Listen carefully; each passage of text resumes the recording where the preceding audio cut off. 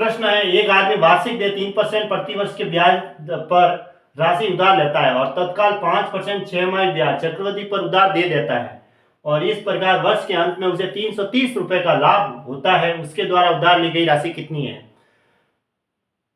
अब 330 रुपए का प्रॉफिट हो रहा है।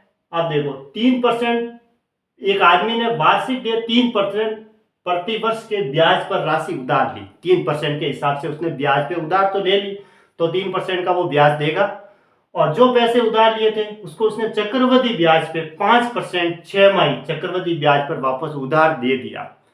तो इधर तो उसे 3% लौटाना ही है। अब उसने 5% के हिसाब से 6 माही चक्रवृद्धि ब्याज पर उधार दे दिया, तो वहां से वो ब्याज मिलेगा और उसको जो ब्याज वापस लौटाना है, दोनों का जो अंतर है उसे प्रॉफिट हो रहा है, 330 रुपए का लाभ हो रहा है। इसका मतलब उसको उसने जब पैसे उधार दिए चक्रवृद्धि ब्याज पर 6 माही के हिसाब से, तो वहां से ब्याज ज्यादा आ रहा है। इसका मतलब यही हुआ, तभी 330 रुपए का लाभ हो रहा है।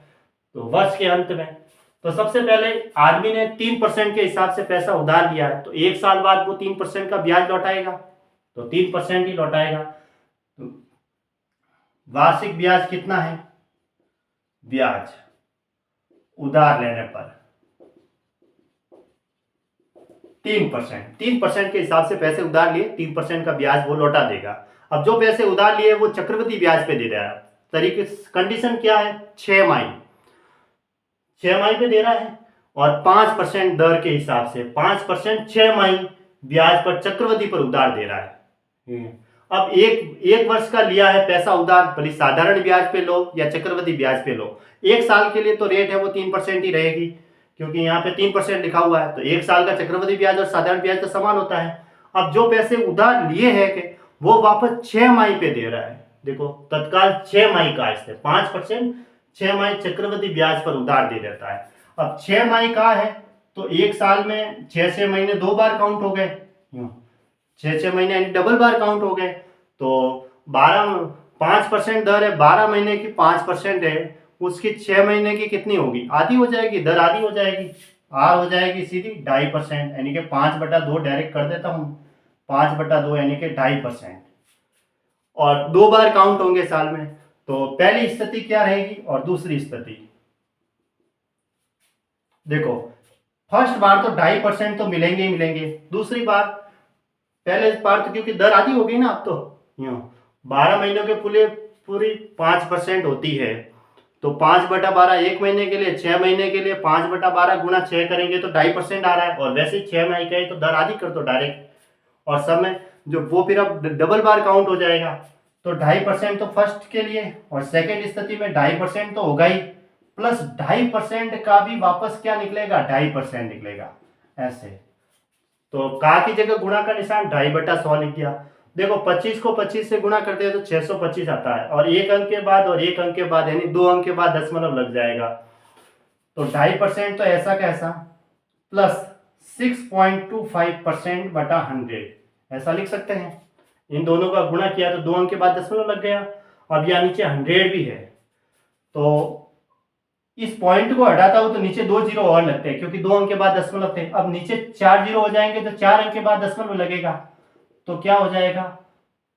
1 2 3, और ये 3 अंक, तो ये ऐसे कैसे? 4 अंक के लिए जीरो लगा देता हूं, फिर पॉइंट लगा देता हूं ऐसे, ये हो गया। तो अब टोटल ब्याज कितना हुआ? टोटल CI 2.5% तो ये, और ये टोटल 2.5% और 2.5% 5% तो ये हो गए, प्लस ये वाला टोटल कर दो, हाँ, प्लस 0.0625%, यानी कि 5.0625% हुआ ये ब्याज। अब देखो ब्याज उसे लौटाना तो 3% ही है, और ब्याज आ कितना रहा है? जब पैसे उधार दिए तो 5.0625% आ रहा है, इसका मतलब प्रॉफिट ही हो रहा है। तो इसमें से ये घटा दो तो कितने परसेंट का प्रॉफिट आ रहा है?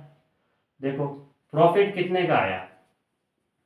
प्रॉफिट आ गया 5.0625% में से मैंने 3% घटाया तो 2.0 या 0625 है ना, 0625, हाँ 5.0625 है, तो 2.0625% ये प्रॉफिट हुआ। यानी कि अब प्रॉफिट तो दे रखा है 330 रुपए, यानी कि अगर मूलधन एक्स था तो उसका अगर मैं 2.0625% परसेंट को हटा के नीचे 100 लगा देता हूं, बराबर दे रखा है 330। अब डायरेक्ट मुझे एक्स की वैल्यू मिल जाएगी, उसके द्वारा ली गई धनराशि कितनी थी अगर मैंने एक्स मान ली तो। अब इस पॉइंट को हटाएंगे तो 1 2 3 4 जीरो है, तो ये लो 4 जीरो। अब 25 से काट दो डायरेक्ट, 2500 का 100 और ये फिर 4 जीरो, ऐसा कैसा। 25 को देखो 206, तो 200 पे कितनी बार गया, 8 बार गया।